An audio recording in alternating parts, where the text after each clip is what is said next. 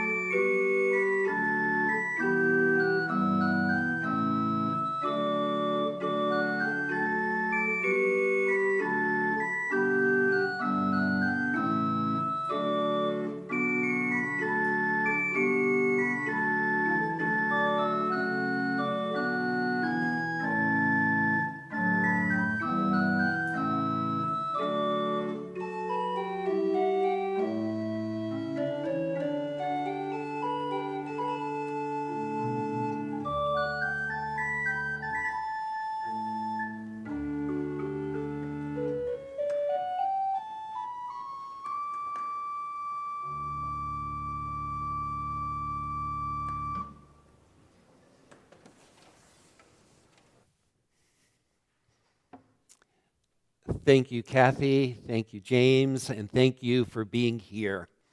So glad you could brave the cold and warm this sanctuary with your presence. Our opening words and call to worship are by J. Abernathy. Accepting, we affirm that love is our greatest purpose. Accepting one another is the truest form of faithful living. The search for truth is our constant star. We pledge our hearts and our minds and our hands to challenge injustice with courage, to find hope in times of fear, and to live out our Unitarian Universalist values every day as a beloved community. Thus, do we covenant with one another and with all that is sacred in life.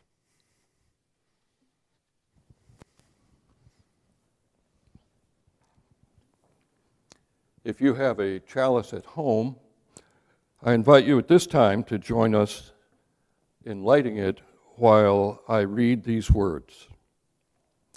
We meet on holy ground, for that place is holy where we meet each other, where lives touch, where love moves, where hope stirs.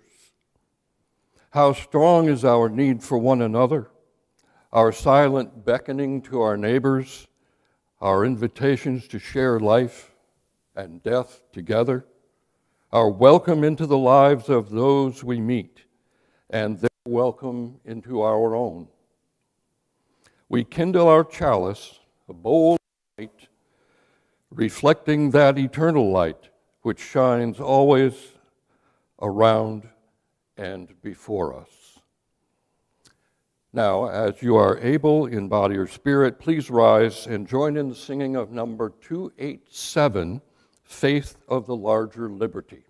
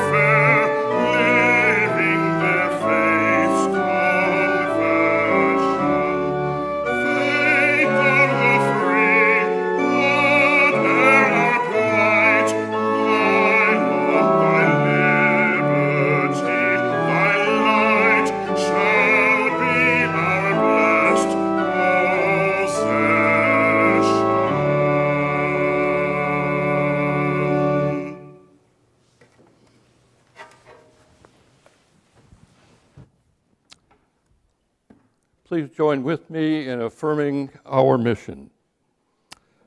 First Unitarian Church of Wilmington is a beloved community that nourishes minds and spirits, fights injustice, and transforms the world through loving action.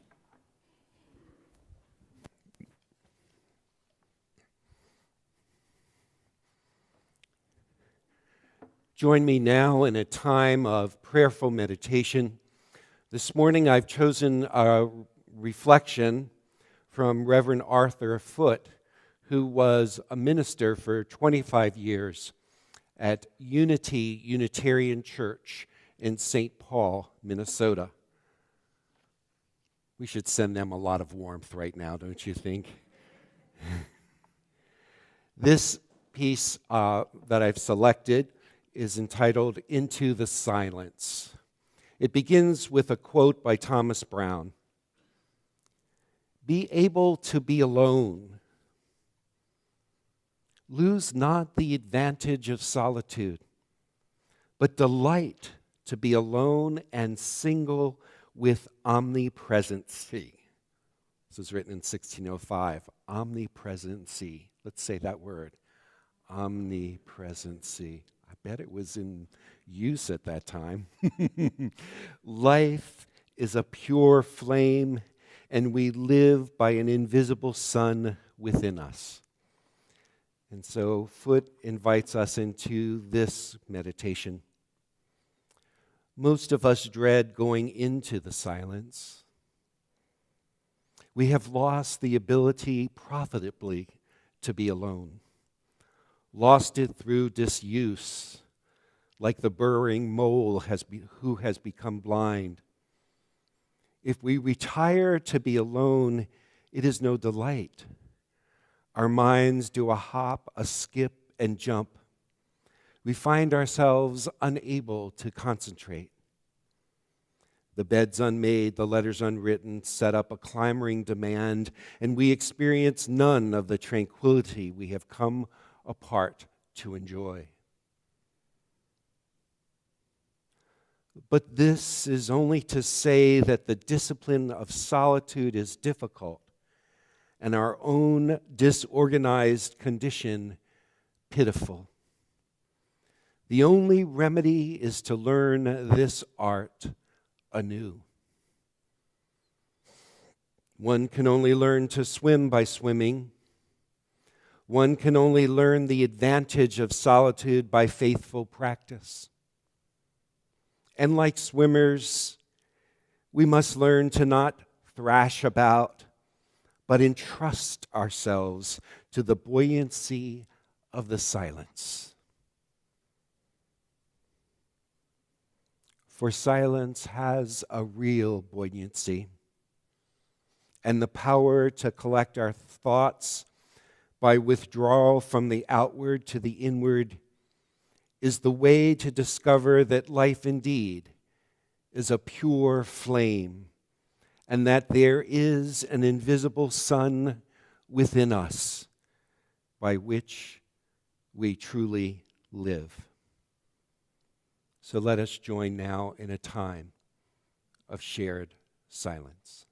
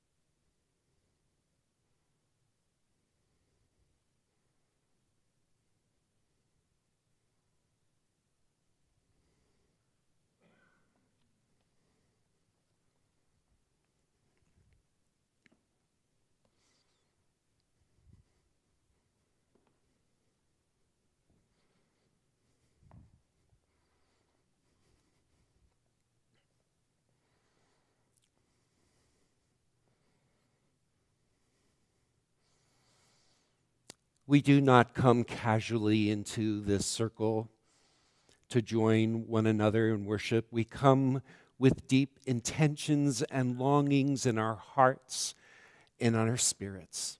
We come to be with one another. We come to be with a holy presence that is created by our coming together. We come to hear the deepest concerns in our own heart, for ourselves, for those we love, for one another, and for our world. So let's take a moment now and listen to those concerns that we might be holding in our own heart this morning.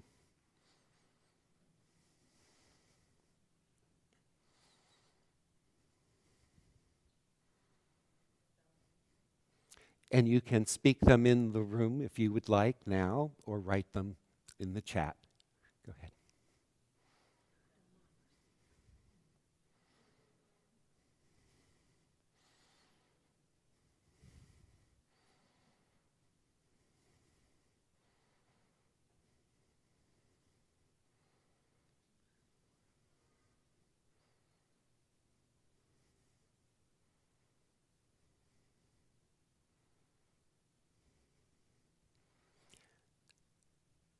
Sometimes when we gather, we also bring with us joys that lighten our spirit so much that we want to share them with one another. I'm wondering what joys you might be experiencing and would want to share with this community, either in this room aloud or on the chat.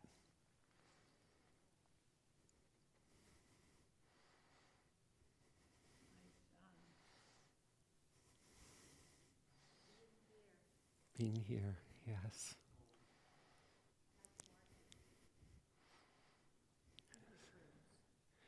Yes. And I'm feeling so glad to see Darlene and Ed back from their time away from us. Yeah.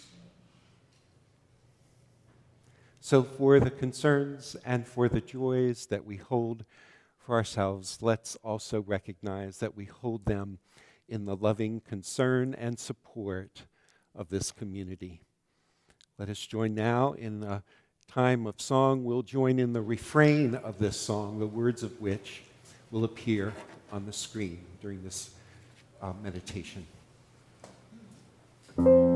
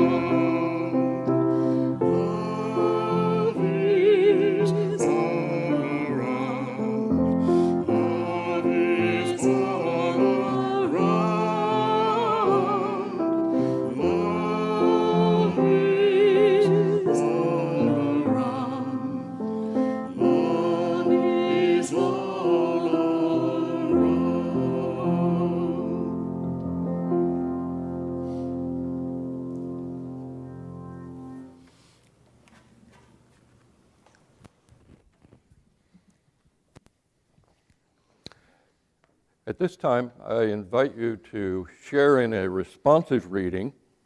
Your lines will be projected, and Reverend Larry will lead you in your response. This responsive reading is entitled Stand by This Faith by the Reverend Olympia Brown. Stand by this faith, work for it, sacrifice for it. There is nothing in all the world so important to you as to be loyal to this faith, which has placed before you the loftiest ideals. Which has comforted you in sorrow, strengthened you for noble duty, and made the world beautiful to you. Do not demand immediate results, but rejoice that you are worthy to be entrusted with this great message. That you are strong enough to work for a great true principle without counting the cost. Go on finding ever new applications of these truths and new enjoyments in their contemplation.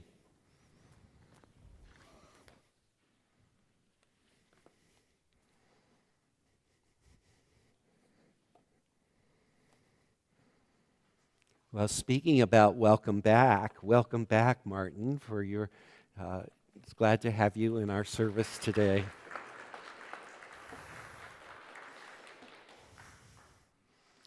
So there's a colleague of mine, the Reverend Daniel Cantor, who tells the story of when his child had a cousin who was Roman Catholic visiting them at their home, and the cousin asked his Uncle Daniel, "What is this church that you serve?"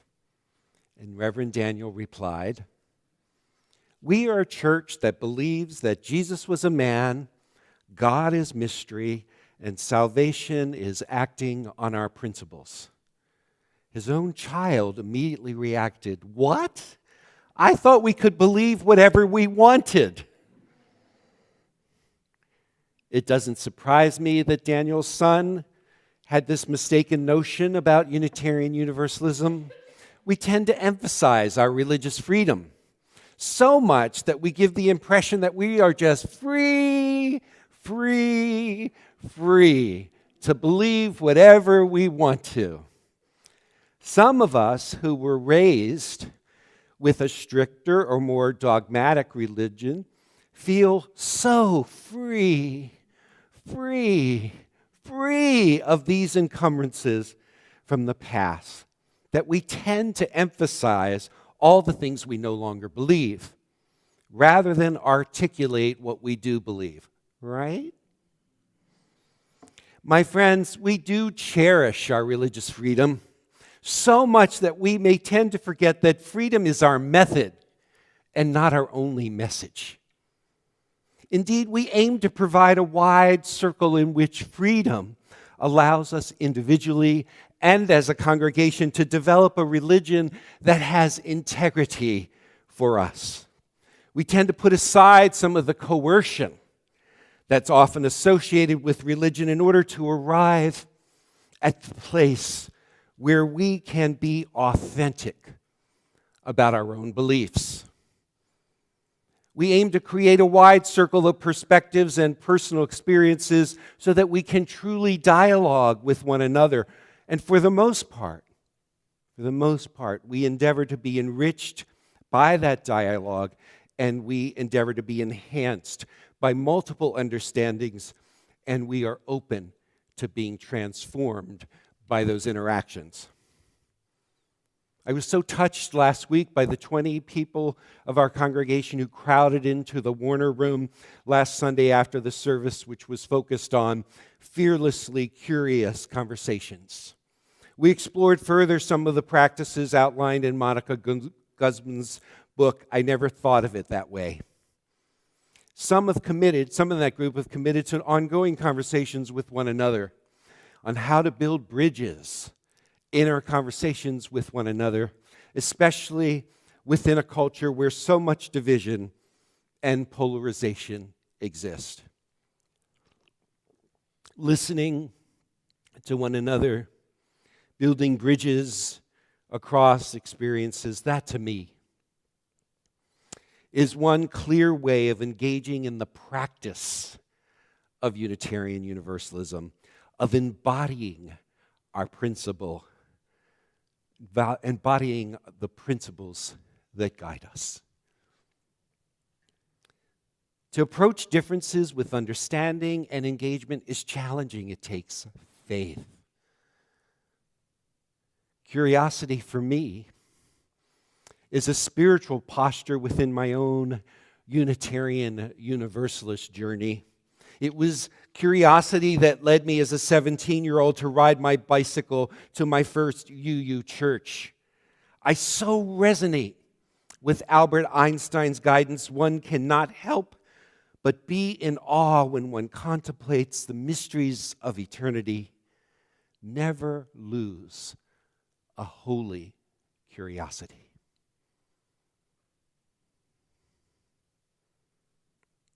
For me, it is that holy curiosity that should be as tangible in our gatherings as the warmth of a sanctuary on a cold, bitter day. It is that presence of holy curiosity that should be as visible to us as the flickering flame in our chalice. Of course, I realize that we occasionally lose that holy curiosity. We become hardened and rigid, enamored with our own opinions, and yet we dare to enter the warmth of this sanctuary or gather in our homes to be in worship with one another. We dare to gather during the week in small groups in conversation with others in the congregation to listen to one another, to engage with our various perspectives and experiences. And we dare to light this chalice again and again to remind us that there is much more and that we are much more. There is more light, more truth, more compassion wanting to break forth if we can but cultivate the holy curiosity that humbles us and that hones us over time. At First Unitarian Church in Wilmington, you may end up sitting next to people who might identify themselves as Christians or Jews or pagans, atheists, agnostics, and seekers of every variety, and oftentimes some combination of any of these or even none of these. This does not mean that we are rootless and fickle. This does not mean we are carefree and careless. We allow God wrestling to occur, including wrestling with the idea that there is no God, or with many ideas, ways of understanding God. We may have different views of Jesus, yet the radical message of Jesus of hospitality, justice, and compassion for the least of these is where we seek to aim much of our activity. We have often emphasized the sentiment expressed in that statement, we need not think alike to love alike. We like to say we emphasize deeds, not creeds. So our emphasis as Unitarian Universalists has tended to be on what we do with our beliefs, how we live them out. But this does not mean that as Unitarian Universalists, you can believe whatever you want. This is often the misrepresentation of who we are that we lazily arrive at or that we seem to casually convey to others. Such a misrepresentation is a discounting of our history and of our heritage. Many of our forebears were persecuted or even killed because they dared to take a stand different from the beliefs that the dominant religious thought of their time held. They were called heretics not because they were flamboyantly skipping around town telling people that you can believe whatever you want. No. They had views and stands that they were taking, views of God, Jesus, heaven, hell, the church, human nature, that form the religious roots of what we have inherited as Unitarian Universalists in our own day. We also have some commitments that define us now. We tend to orient ourselves toward an understanding of the divine that is fundamentally rooted in love and not punishment. We are more inspired about the religion of Jesus rather than the religions that have been constructed about him. We see truth coming to us from many sources of the world's religions, sources of science and literature. We devote ourselves to filtering all of this through and formulate all of this through our own reflected upon lived experiences. So rather than sitting around eating bonbons or sharing bon mot clever expressions with one another when we come to a Unitarian Universalist congregation, we hold up a high standard for our religion, for our reason for getting together. We declare in one of our principles, and we endeavor to practice a free and responsible search for truth and meaning. Now, we sometimes put the strong accent on the word free, and we forget to emphasize that responsible search. If we give out the vibe that you can believe whatever you want, we know that isn't true. The renowned Unitarian religious educator, Sophia Lyon-Fahs, stated it most clearly when she pointed out that it matters what we believe. She draws some significant distinctions that I think still resonate with our time. She writes, "Some beliefs are like walled gardens. They encourage exclusiveness and the feeling of being especially privileged. Other beliefs are expansive and lead the way into wider and deeper sympathies. Some beliefs are like shadows, clouding children's and our days and fears with unknown calamities. Other beliefs are like sunshine, blessing children and us with the warmth of happiness. Some beliefs are divisive, separating saved from unsaved, friends from enemies. Other beliefs are bonds in a world community where sincere differences beautify the pattern. Some beliefs are like blinders, shutting off the power to choose one's own direction. Other beliefs are like gateways, opening wide vistas of exploration." You see, it does matter what we believe because it impacts our ways of being in the world, our ways of relating to our own experiences, our ways of relating to the fullness of life, to God, or to life's mystery and wonder. So I want to explain something to our newcomers about what they may have experienced. Sometimes when you've asked a Unitarian Universalist or asked us, "What do you believe?"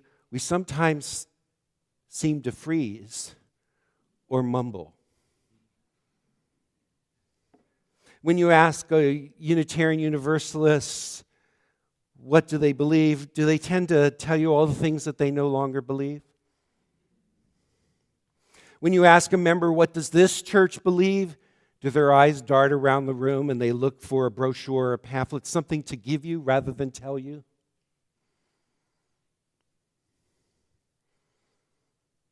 Unitarian Universalists, who are typically very talkative, just take my word for that, can sometimes become speechless in these moments. It's true, I've observed it. Have you? So newcomers in the room or online, let me give you some insight into the mating rituals of the Unitarian Universalist species. When asked, who are Unitarian Universalists, the fact of the matter is that we have so much to say, but we sometimes don't know where to start. Or we're sometimes self-conscious about coming across too determined or too certain. The fact of the matter is that some of us carry wounds from our previous religious traditions that we can't help but draw a contrast between our religious past and what we currently think or feel. The fact of the matter is that some of us are of a particular generation when most people had a religious upbringing, so we just assume that you, as a newcomer, may have had one too, and that you have some religious baggage that you want to dispense of as well. But that might not be true. In our politeness and wanting to convey to you our welcoming and our generous spirit, we sometimes forget to be curious about what you are actually wondering about, what you are actually seeking. We may feel like you don't want to talk about God, but you may want to do so. We may have put aside some of our beliefs about Jesus that we learned as a child in Sunday school, and you may have read many of the contemporary books about the historical Jesus and want to have that as your starting place in the discussion. We may not want to come across as too spiritual when it may very well be it is your spiritual search that brought you here.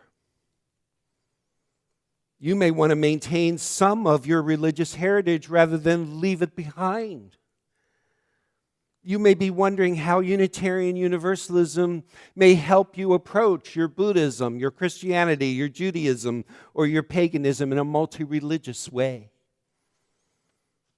We welcome you, newcomers, because some of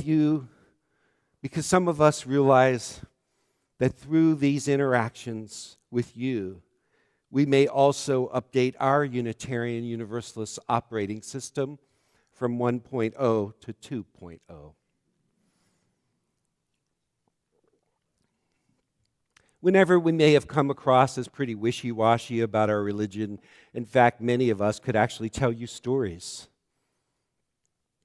Tell you stories about how finding this church or finding Unitarian Universalism changed our lives, transformed us, redeemed us from limiting understandings of ourselves, the sacred, or the world, right?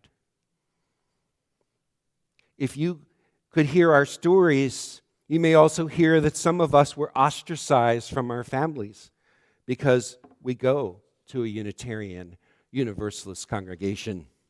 Some of us may have felt betrayed by the trust that we put on our previous religion, so we're so sensitized and don't want to seem too persuasive when we talk to you about our Unitarian Universalist faith. Sometimes we want to tell you about all the famous people who were Unitarians or Universalists in order to communicate, see, we're normal. We're not as weird as you think we might be, and we might possibly be great as well. Newcomers, we don't really mean to play hard to get, even though we come across that way sometimes. So newcomers, well, for that matter, newcomers and longer-term members, when you encounter any of us going through any of these machinations and overcompensations, simply put on a knowing smile, pause, and then ask, can you tell me the story of your own journey toward and within Unitarian Universalism? Can you tell me how your Unitarian Universalism may have changed and evolved over time? Ask, can you tell me what you really care about? Ask, can you tell me what the difference being part of this congregation has meant to you in your own life?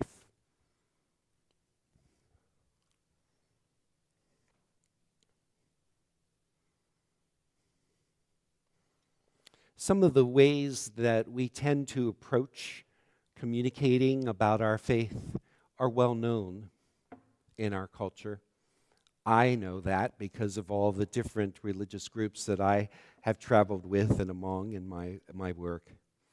The humorist Garrison Keillor probably captures our tendencies to be vague and inarticulate about what we really care about.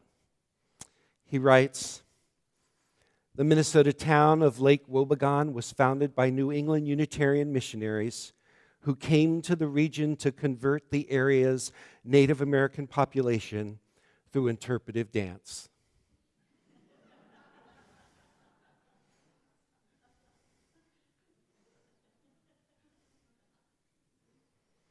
So newcomers and all of us, you might have noticed our tendency towards interpretive dance. Keillor likes to rib Unitarian Universalists as much as Unitarian Universalists like to joke about ourselves. We get what Keillor is getting to when he tells the story about a Unitarian monastery in New Hampshire. Keillor says, "The rule there is complete silence. But if you think of something really good, you can go ahead and say it." You get the joke? Unitarian Universalists never want to come across as too strict, too sure of ourselves, or too demanding. But the danger, my friends, is that it might seem that we don't take ourselves seriously enough in a time that might require us to do so.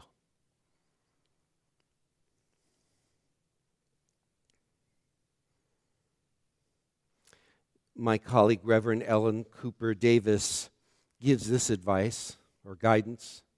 She says, because we're non-creedal, the question, "What do you believe?" may not really be the right question for Unitarian Universalists. Instead, it might be questions of how and why. How do we encounter the holy?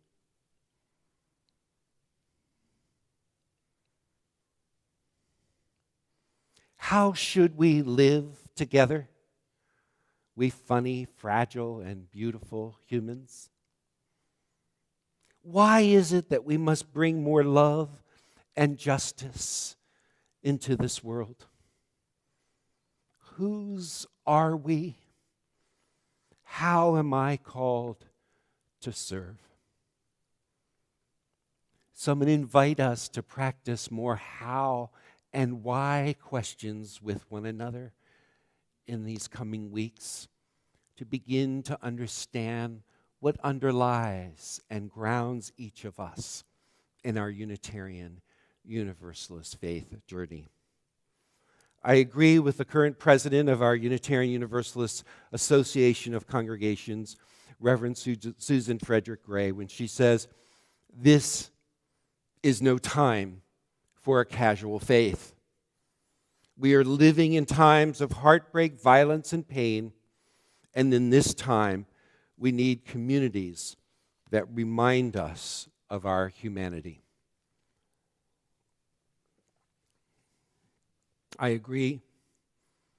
We must realize more now than ever, perhaps, our good intentions about not coming across as too serious or certain or committed could mean that we've become too casual about our faith in a time that really requires more of us. In a time when there's a rise of Christian nationalism and a push to have all of us in this country abide by laws that are based on a very narrow understanding of Scripture or Christianity, this is not a time for a casual faith. In a time when some school boards are banning books and restricting curricula in order to fit into this narrow perspective of the human being, this is not a time for a casual faith.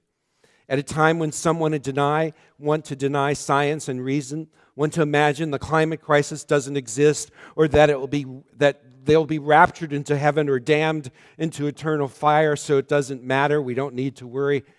This is not a time for casual faith. We need to engage across all of these differences and show up with what it is that we are committed to and the world we are committed to creating together.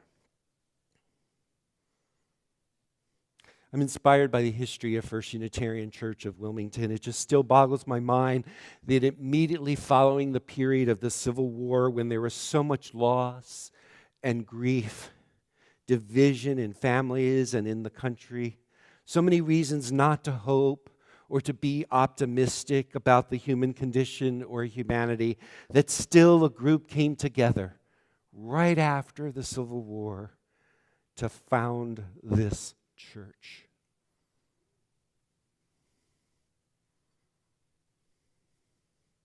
Our ancestors realized that it was not a time for a casual faith either, but a time to take themselves and the Unitarian faith that they were promoting seriously.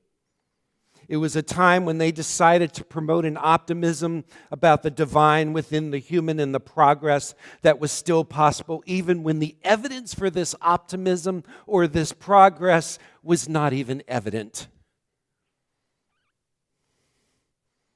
I believe that we've inherited from our first Unitarian ancestors this forthrightness about what difference we want to make in individuals and in this community. We can't be a casual faith. We must look boldly into the world in which we are actually in, and not the one that has gone by. This is what our ancestors, the founders of this church, did, and this is what we must do now. Can I get an amen? Good. We must be generating the future now. We must ask what we really care about and to do all that we can to generate actions that help us to align with what truly matters to us as a religious community. So next week, we will begin our annual time for asking this congregation to commit or recommit to our future. Our theme is generating our future now. Say those words after me, generating our future now. Meditate on those words over the next few weeks, because that's the activity that we want to gear ourselves up for and toward. This is a time when we'll ask each of us to do the best, to the best of our ability, to commit to building upon and sustaining what we value about in this congregation, now and for the future. If you've read the e-news, you've been informed that in recent years we've needed to borrow from our rainy day fund. That fund is limited. If we don't increase our pledge amount of this church year to $50,000 more, we will need to use that fund again and then deplete it for future years. This means that we have less to call upon in the future, when that fund could then get completely expended. We can't afford to not be transparent about our finances in this post-COVID time. We can't afford to be casual about our reality. We invite each other into a path of generosity. Let's be clear, as Mark Ewert writes, generosity can have many expressions, including care, including time, including skill, including intelligence, gifts, and including money. I believe that one cannot omit any of these, he writes, without curtailing them all. And of course, financial generosity is one of the most challenging expressions of our generosity, and perhaps holds the most opportunity for us to make a difference in the world and our own well-being. Then he reminds us of the root meaning of the word philanthropy, a word that we might dismiss, but then he recognizes that it includes all of us. He writes, the word philanthropy comes from the Greek philanthropia. Broken down into its parts, it translates into phil, loving, and anthropos, mankind. Therefore, loving or useful to humankind. He continues, in my use of the word, you do not need to be rich or have a big stash of money to give away in order to be a philanthropist. We just need to want to love humanity, to love the directions that we're moving into. So I'm just looking at this group of philanthropists who've just appeared before me, because I know you love this world, you love humanity, you care about what happens. I hope that as we engage in this annual reflection as a congregation on what commitments we want to make to this congregation, that we think about what difference we want to make through our own actions, through our own volunteer service, through our own finances, for our own caring for one another. I trust that we will not be casual in our reflection or in our commitment. I trust that we will not be casual in our reflection on what it is that we can do, what it is that we can give, or in our commitment. So may it be.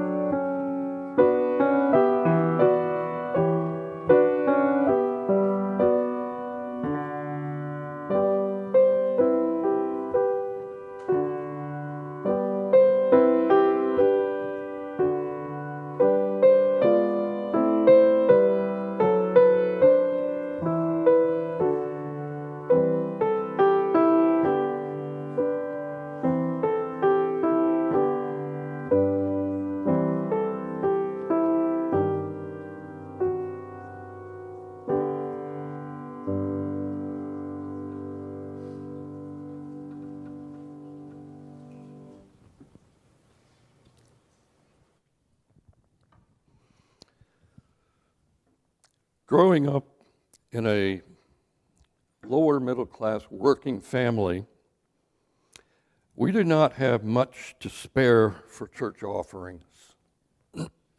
We attended every week and put something in the plate.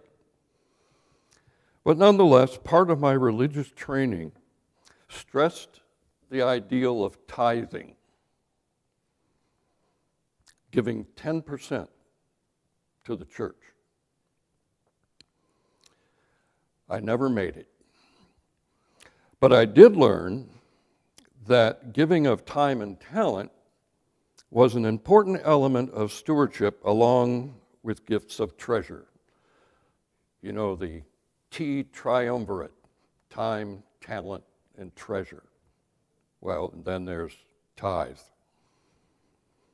Over my working career, with a family of 6, I could never afford the tithe of my treasure. It was just not realistic. Though our level of church giving did in fact amount to a meager sacrifice of things that the family could have done otherwise. But I've always found the investment of my time and abilities to be rewarding, to a point. Unfortunately, on 2 occasions, I burned out due to overcommitment, and I had to drop out for a period of time. I just overcommitted, doing too much. Had to back off for my mental health. Beware of that. So what I've learned, and I commend to you, is the principle of balance. The deepest rewards of participating in the life of First U, for me, are always inherently connected with the relationships with people that I have here. Being involved with worship associates and Emmanuel Dining Room and the Ministers Advisory Team are my current commitments, as well as other social engagements that enrich my life. Maintaining and building our faith community through participation is as important as dollars. Yes, we need the dollars to sustain, but sustain what? The core of our gifts lie in our relationships. Think of how much more we could accomplish together if each of us, as we are able, engaged in at least one service commitment in the life of our church each year. Now, many of you I know are well beyond that, and some of you may be approaching overcommitment. That needs to be considered as well as making commitment. For me, and I hope for you, the benefits always outweigh the burdens, and both are shared. Now, whether you're a member or a friend of First U, here's my challenge for you to think about during the coming stewardship season. Pledge a little more than you think you can. And find at least one task group, work team, or committee to participate in the actual work and relationships of the church. Now, you know there are 4 ways of giving, and they will be projected momentarily so that you can make those gifts of treasure that help sustain the infrastructure of who we are. At this time, I would invite you then to join me in dedicating our offerings, however we may make them, to the work of this congregation, which is weaving a tapestry of love and action. We dedicate our lives, and these are our offerings.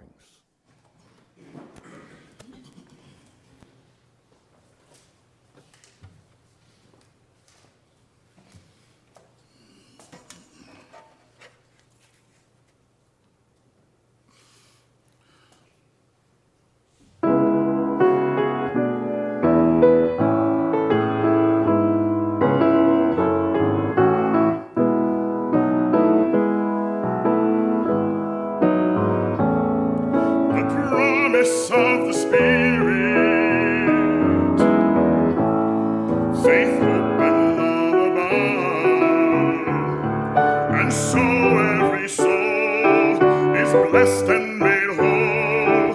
The truth in our heart is our guide. We are answering the call of love. Hands joined together as hearts beat as one, emboldened by faith, we dare to proclaim we are answering the call of love. Sometimes we build a barrier to keep love tightly bound, corrupted by fear, unwilling to hear, denying the beauty we found. We are answering the call of love, hands joined together as hearts beat as one, emboldened by faith, we dare to proclaim we are answering the call of love.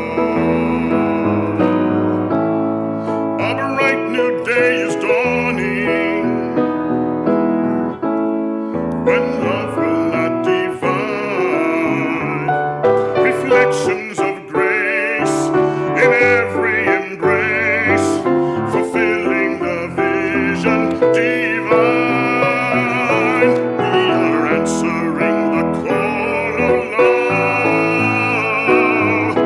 hands joined together as hearts beat as one, emboldened by faith, we dare to proclaim we are answering the call of love. We are answering the call of love.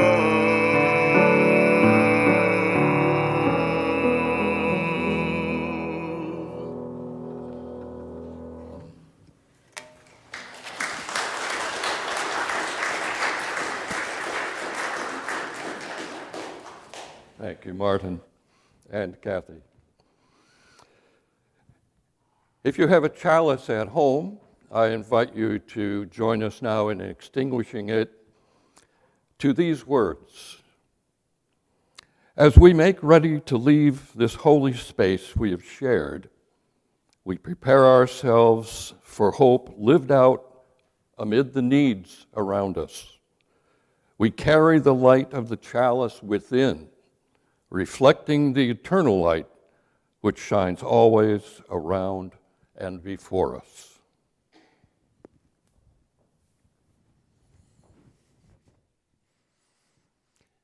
So, following our benediction, I encourage you to greet one another, connect with those who may be visiting us today, join us for a time of fellowship in the parish hall. And following the benediction, we will also sing our closing hymn, 1028. The words will be on the screen, Fire of Commitment. So I close with this reminder from Maya Angelou. May her words bless and illuminate the path before us this week. One isn't necessarily born with courage, she writes, but one is born with potential. Without courage, we cannot practice any other virtues with consistency. We can't be kind or true, merciful, generous, or honest. And so I add, may we find the courage of commitment within our own hearts and our collective hearts as a congregation again and again. May you feel blessed, and may you be a blessing to this world. Let's join in singing 1028, Fire of Commitment.